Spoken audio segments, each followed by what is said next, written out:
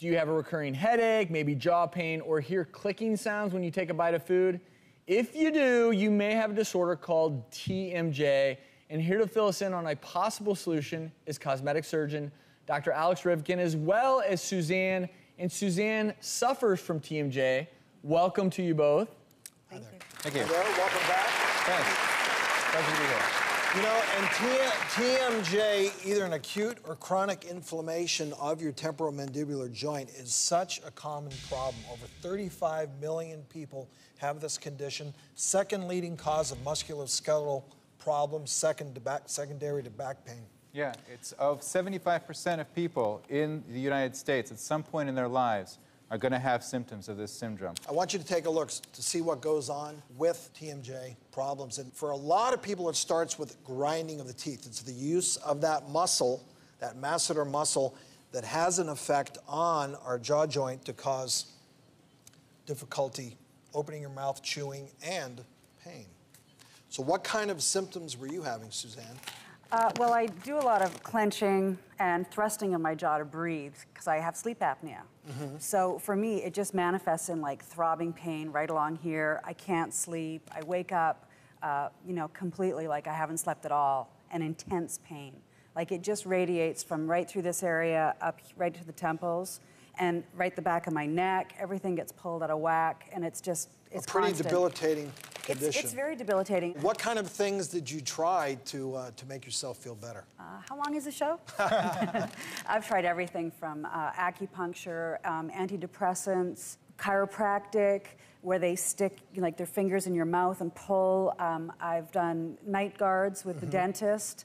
I had my wisdom teeth pulled. I've had my sinuses cleaned out because they thought that might help with the breathing. So a lot of the conventional TMJ treatments Right. that we hear so much about. Right. So, Dr. Rivkin, we've heard of Botox for wrinkles, for sweating, and we're hearing about more and more uses, but now you're using it for TMJ. How does this work? The thing about TMJ that we have to understand is that a lot of times it's triggered by this kind of muscle spasm. So it's triggered by the spasm of the masseter, the clenching and the grinding.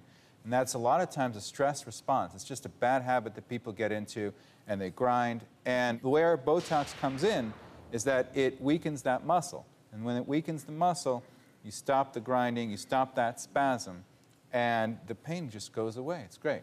And you've already done this for Suzanne, correct? We've done it once. Yeah. And how was that for you? Well, it was pretty amazing. It was like for 3 months, it was like I was a normal person.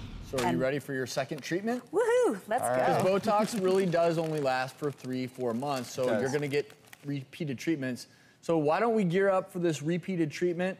Go ahead and get started, Dr. Rivkin. All right. And Drew, tell us really quickly, when do you resort to Botox injections versus conservative treatments? Well, you heard from Suzanne that she really tried most of the typical things that people try to do to alleviate the symptoms of Typical TMJ. things, Well, cold, her mouth, heat, soft foods, mouth guard, obviously seen your dentist. She had actual surgery done on her teeth to help prevent some of that grinding. So she pretty much did it all, pain medications for the pain, And so these injections are going right into the belly of the masseter muscle? Yeah. and those are pretty good dosages, right Yep, into those that are muscle. good dosages, and right into the muscle.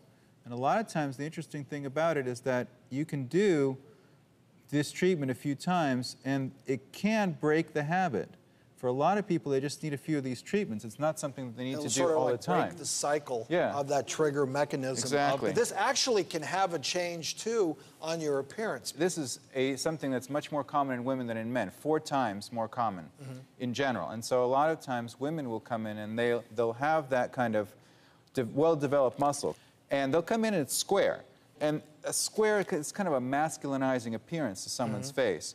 If you can do, and what this does is it just shrinks the muscle, shrinks it right down. And by shrinking the muscle, it takes sort of from square to a nice, more nice attractive oval. Because it is, you're not, the muscle isn't as activated. Well, but that Because it's like a bicep muscle. Yeah. When it's flexed, it's bulging. And when it's not flexed, it's more relaxed. So you're getting a more relaxed appearance. You're getting a more relaxed appearance, and you're getting a little bit of atrophy in that muscle Over as time, well. 'cause Over you're time, not activating because as you're much. not working it out nearly as much. I definitely noticed my cheekbones pop out, and I find with this, it's like it looks much fresher. You as look well. pretty good. Yeah, Thanks. that's a good thing. Thank you for sharing this new treatment using Botox. And Suzanne, good luck to you. Thanks for being on the Thank you. show. Thanks.